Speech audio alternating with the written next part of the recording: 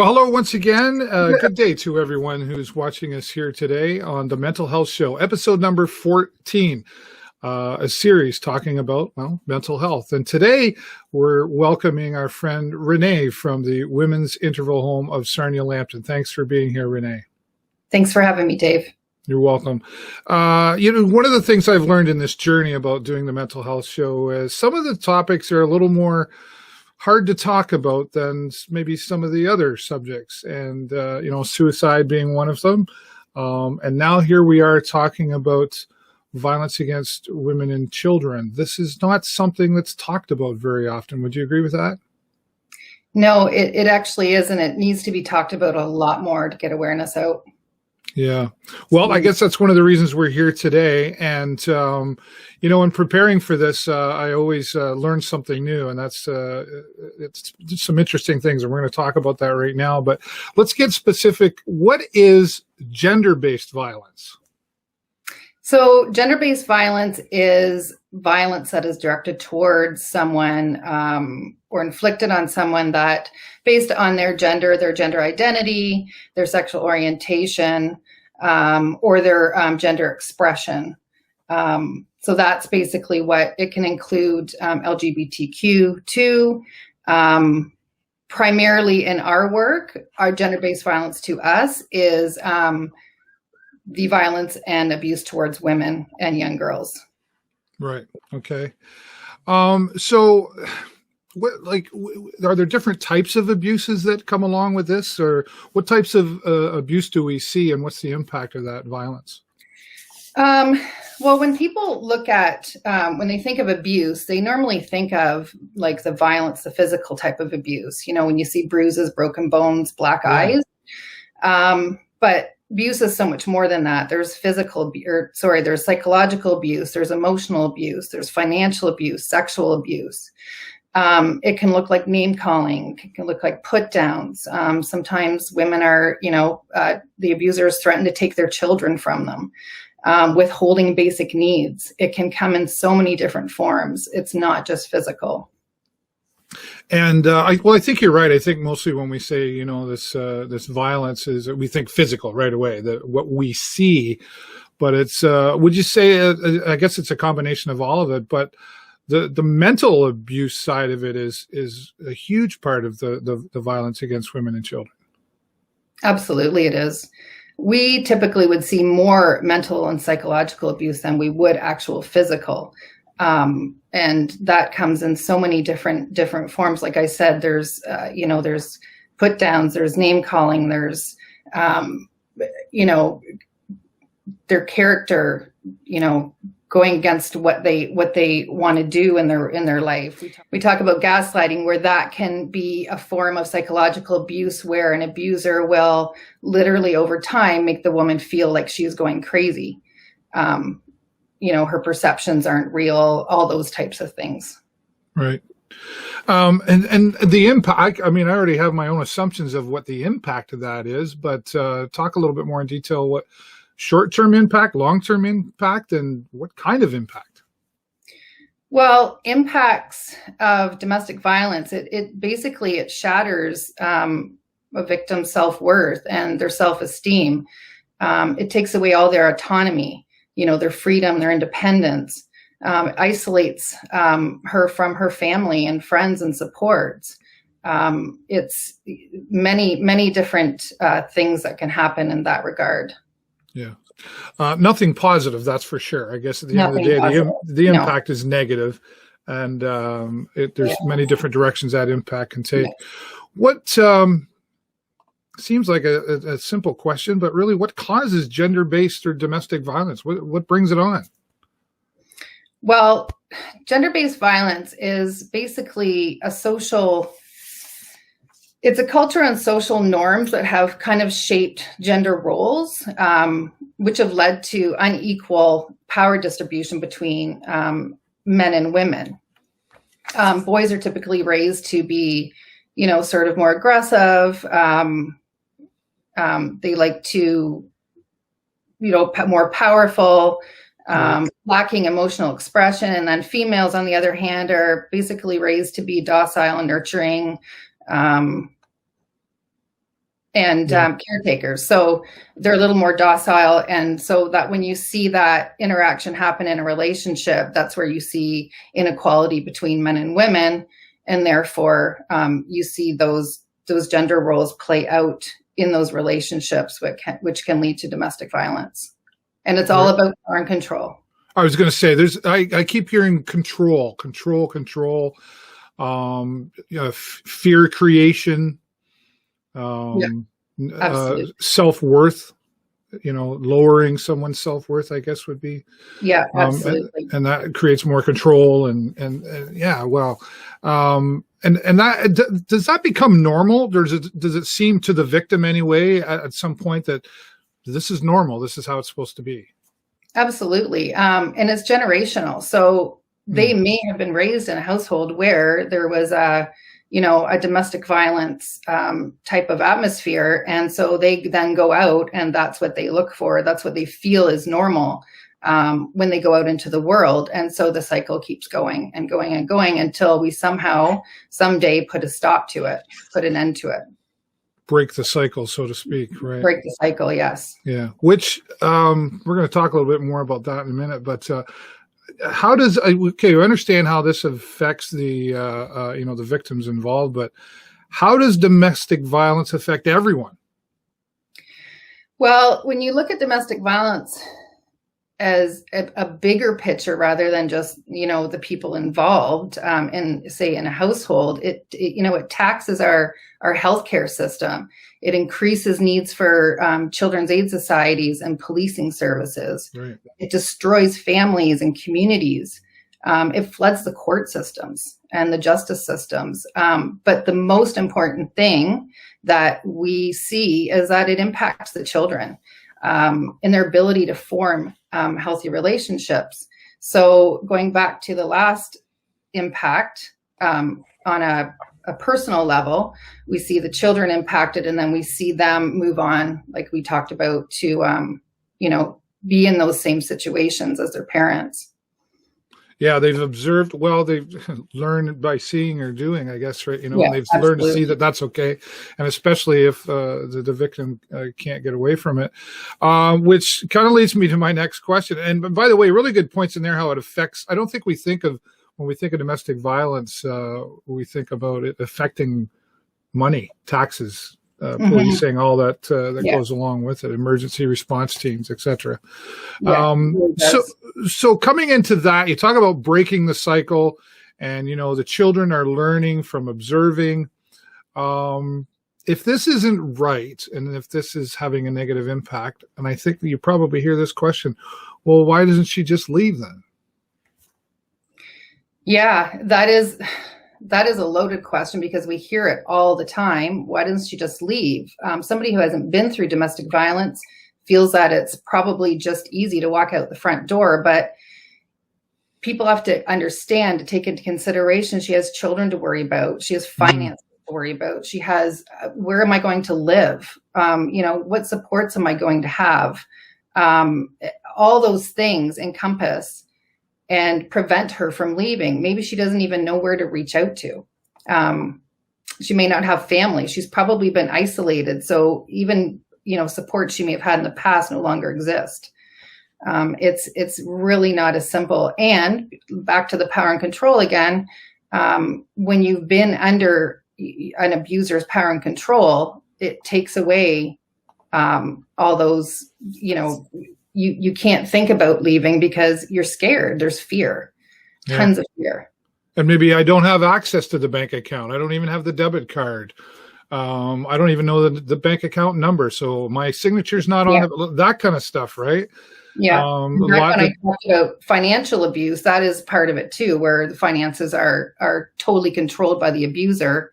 And, so they don't even have access to any of that. Right. Would transportation be a part of that too? Like if there's two vehicles or whatever, I'm keeping the keys to the car so you can't go anywhere. Is that? Yeah, absolutely. We see that a lot too. And the other thing too, when you talk about transportation, when we look at families living in more remote areas, that makes it even worse.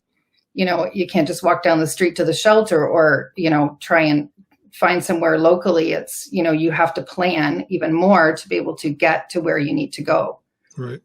And I suspect too, if someone did have an option to go somewhere like to a mom or dad, or family, that's not always a safe choice either, is it? Because that could that be putting family in jeopardy? It could. It really could. That's definitely something that women do look at when they're trying to leave.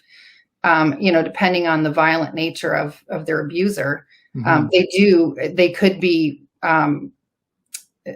even saying that I will harm your children, I'll harm your mom, I'll harm your dad, I'm gonna, beat up your brother or something. There's always those things that come into play, that they want to protect their family as well. Right. So they don't go to those places. Mm-hmm. I would imagine as well, and that embarrassment is something that comes along with why a person doesn't just leave, or why they don't go to family. They're embarrassed by the situation that's happening. They don't want anybody to know. Is that right? No, it's definitely a private matter for most people. They want to put out there that everything's okay, their relationship is going well. It is very embarrassing, and they don't want to have to deal with it or involve other people, because then they've brought somebody else into the situation that, it's hard for them to figure out to begin with. And like I said, what we talked about before was the impact it might have on the safety of the people around them. Yeah. So but it really shouldn't be embarrassing, right? I mean, I guess that's part of the reason we're here today. We're trying to remove that stigma of domestic violence, gender-based violence. And people need help. And one of the reasons why we are fortunate to have the Women's Interval Home here in Sarnia-Lambton. And to add to it, I guess the pandemic, that thing that showed up a year ago, especially in the very beginning, those that maybe were looking to get out and maybe had a plan to get out, all of a sudden there were less places to go. Well, we were still open, and I think there was a perception, because everything locked down, that we were shut down too, but we never did shut down. We tried to really put it out into the media that we are still open 24 hours. Our doors do not close, pandemic or no pandemic. But the cases that we did see really did decrease, especially during the lockdowns, because of course there's the fear of leaving. And again, we go back to that power and control again. A big part of the power and control is isolating a victim so that they don't have any supports, tearing them away from their family, their friends, their support. So the pandemic became, it gifted the abuser to be able to control that even more than they did before. You can't leave. We're in a lockdown. So once the lockdown sort of lifted a little bit, we did see our numbers increase for sure. When people I was going to say, so the pandemic certainly had an effect on the cases that you would see. And what am I trying to say, like a catch up to what was happening? I think so. We were prepared for it. We knew this was probably going to happen, just based on, our knowledge of domestic violence and what surrounds an abuser to isolate, which is the big thing with a pandemic. So we were ready. We were ready, and it did happen. Our numbers did spike. And in this lockdown, they didn't decrease as much. I just think because it's been a year and people know we're open, and those resources are still available. So, and maybe that information just sort of wasn't there in the very beginning, but we got it out there as quick as we could. Well, I think we were all really scared in the beginning, right, Rene? We were like, what is this virus thing? How concerning is this? And if they're shutting us down, it must be scary. We were all trying to figure it out, just how much it meant. And even if they wanted to leave, the fear of the virus itself, like you just said, to come into a communal setting, is it going to be safe for me living under the roof with other people that aren't in my immediate family, right? Yeah. So, especially with children involved, right? Yeah. And for the children, having no school, that was, so for some children, school's their safe place. and that was taken Right. away from them. If we look at, isolation as well. Oh, I see what you mean. Go to school so I'm not home dealing with the violence. Absolutely. You Wow. don't realize how many children just want to go to school so they don't have to deal with what's going on at home, or they can just get away from it. Wow. This is really eye-opening. It's good that we have these conversations. As I said, this can be an awkward conversation, but one, I always say, usually if it's an awkward conversation, it's one that needs to be had. So it's good that we're sharing this information here today. So there's a women's interval home, and there's shelter place, but there's obviously other programs as well. That can you explain what other programs are available to folks that need your services? Within our agency, we of course have the shelter, which is sort of our main one, but we have tons of other programs that are always going on. We have our crisis line is 24 hours, 7 days a week, every day of the year. It never shuts down. There's always somebody at the other end of the line that either, if you need support, talk to, if you need, to come into shelter, if you're in a crisis. We have transitional supports. So we have a worker that will deal with some housing searches, finding resources for finances, and we have ongoing counseling, even if you're in shelter or if you're not a shelter resident. Child and youth programs, youth relationship groups, which deals with healthy relationships. So there we go to the prevention part again, Right. Trying to teach basically teenage sort of age group about what healthy relationships look like. Lots of program. I could keep going. Yeah. I don't know how much time we have. Yeah. We have so many programs. There's a good list there. And, obviously this is all listed on your website, women'sintervalhome.com to get that information. I like the 24-hour mention in there because, violence, domestic violence, gender-based violence doesn't stop at 11 o'clock. Or 6 o'clock, or Nope. I would imagine. Is there a time of day that seems busier with this violence? No. Yeah. That's why we go day and night. You just never know when something's going to happen, or if just somebody needs support. I mean. Yeah, there really isn't a time it's critical at any time. Don't get me wrong, but it's critical, and that's obviously why Women's Interval Home has decided to do that 24 hours a day. Yeah, absolutely. And I imagine those that take the call are obviously trained professionals to guide someone to where they need to be. Talk about confidentiality for a minute, though. I would imagine that's a real key factor in all of this. Oh, absolutely. We talk about confidentiality with clients coming in so that, other clients in the building are protected. Everybody, staff is under the oath of confidentiality.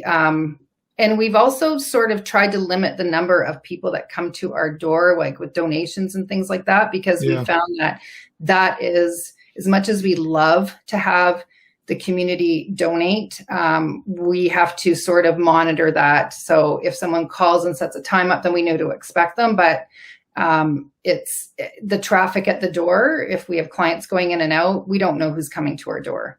Right. We like to know who's coming so that our clients are, their safety is not at risk. Well, and the women and children who are using the service need to feel secure and comfort, right? Yes, for sure. Something they're not used to, obviously, because that's why they would be reaching out to the Women's Interval Home. Okay, so this is all good information. Here's what an outside looking in, I maybe observe someone that I think is maybe a victim of gender-based violence or domestic violence, and it being the stigma it still is. How do I approach somebody, or how do I help somebody? It's none of my business. I don't know. Do you know what I'm saying? Like, how do we approach that? I know what you're saying. I think just listening, being that ear, being available to that person, without pushing them to leave, because they're going to leave on their own time and when they're ready. Right. And when they have maybe a plan in place, and you as an individual may not know what they have and what they've already set up for themselves. So just listen, be available, give them the resources that they need, like give them Women's Interval Home phone number, so they can call. Another thing that I really like to tell people is to create a safe word. So if you're a family member or a friend of somebody who maybe has disclosed to you that they are in a domestic violence situation, but they're not ready to leave, creating a safe word to text, then. Oh, right. I guess I imagine the abuser would be controlling of one's cell phone too. Is that right? Could be. So if they see a word that doesn't really, it's not help, or it's not, call police or anything like that. The obvious, right. A random word, they're not going to figure it out. Hopefully, but that's just one thing that we will tell our women to when we do some safety planning, that's always a good thing to have, somebody that you trust, that you can have that safe word with. Good point. I like how you put in there, just listen. I think a lot of times, I know I'd be one that would want to help, let me help you, and I want to kind of jump in and do something for obvious reasons. I think most would feel that way, but that could actually, getting too involved, or like you say, just listening and giving them the information, letting them know you're available. That's really, you can't force someone to make a move, right? No, you can't. And you don't know where they are in their phase of planning, if they're even planning at this point. Women may leave a domestic violence situation and return to the home on an average of 7 times before she actually leaves for the last time. So she just might not be ready at that moment. Maybe she doesn't have her finances in order, and she's working behind the scenes to sort of get those things in place before she actually goes, and she needs to do that. So just being that person that, hey, you know what, you can talk to me. Come to me. I'm safe. I'm available. You need a ride somewhere, I'll be there to get you. Call me if you're in a situation. Here's the resources for the professionals. Right. And, I'm going to give these to you in case you need them as well. Just to provide those things is very, very important. Well, and honestly, just another thought came to mind, that if it's the woman and child that's being abused, as a man, I might be the wrong one to step in and help, right? Maybe, every situation is different. Women sometimes. Who's that guy you're talking to? Pardon? Who's that guy you're talking to? If somebody exactly. Out, right? You have to be very careful. You have to be very, very careful. I mean, I just think that the huge piece is to listen, be available, and support that person when whatever capacity or whatever stage she's in. Yeah. And then turn it over to the professionals if you can, have them contact us. We can do all the safety planning and help them further along that journey. Yeah.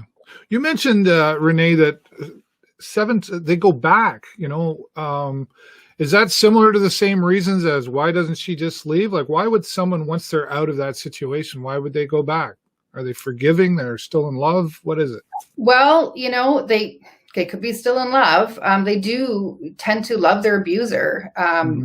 Because they're being abused doesn't mean that they don't love that person. But they're also being manipulated, right? So there might be manipulation happening after she leaves. Oh, just, come back. Things are going to change. I'm going to go get some help. I'm going to, better myself. And, we're going to make this family work. Come back for the kids. The kids need me. Guilt. Be a family unit, so they, it's a guilt and manipulation that happens, and then they believe it. And, sometimes it works. I'm not saying in every situation it doesn't, but most times, it usually falls back into how it was before within a very short period of time. Right. Rene, this has been very informative, and as I mentioned earlier, very eye-opening. And I guess it's another good reason why we're putting this out there today on the Mental Health Show. I want to thank you so much for your time. And I always like to give my guests one final chance. Was there anything we missed that you'd like to put out there before I let you go? Well, I did, and I was going to mention this earlier, but I just wanted to put a couple statistics out there, so it's like, sure, so people understand kind of what we're looking at in Canada. So in Canada, every 6 days, a woman is killed by her intimate partner. Like, it's really hard to imagine that actually every 6 days, a woman is killed by her intimate partner. Wow. As a direct result of domestic violence.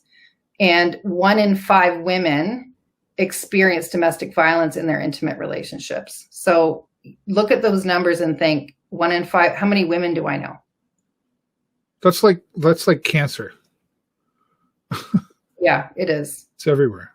Yeah. Really. And if you think how many people you know, how many females you know, 1 in 5, good chance you know. Wow. Way more than you would even imagine that. Or well, no, but may not be aware. Right? Yeah, that too. Yeah, they may not even be aware, or they may be aware, but you're not.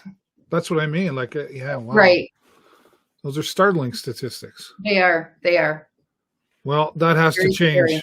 That has to change. And I guess we're trying to change that with conversation. And I guess, we need to have those conversations at home with our children, to talk about that as well. Do we talk to this with our children? Yeah, it shouldn't be something that is taboo. It's something that happens. It happens in our communities. It happens to our next door neighbors. It happens in our families. The more we talk about it, the more it's not going to be so taboo that we feel we can't. And it's going to educate our children. It's going to, bring them up in an open communication relationship with, their adults in their lives. So that if something is happening and they see red flags somewhere, they're going to probably either recognize them, and they're probably going to say something and possibly stop that cycle. Well, that's the key in all of this, breaking that cycle to move into healthy relationships at the end of the day, right? So yes. Thanks again, Rene. I know I've got lots to think about today, and those statistics. Hopefully we're making a difference here today as well. You can make a difference, folks. For those of you who are watching, we love when you click the like button, etc., but we'd really, really love it if you clicked on the share button. Share this video around so that more people can become aware of the services that are available from the Women's Interval Home of Sarnia-Lambton, and how you can do your part as a member in the community to help prevent gender-based and domestic violence. Thanks again, Rene. We really appreciate your time today. Thank you so much for having me. Once again, thanks everybody for watching. This has been the Mental Health Show, and as always, I'm very happy to be your host here. I'm David Burrows. Until next time, take care of yourself and each other. Bye for now.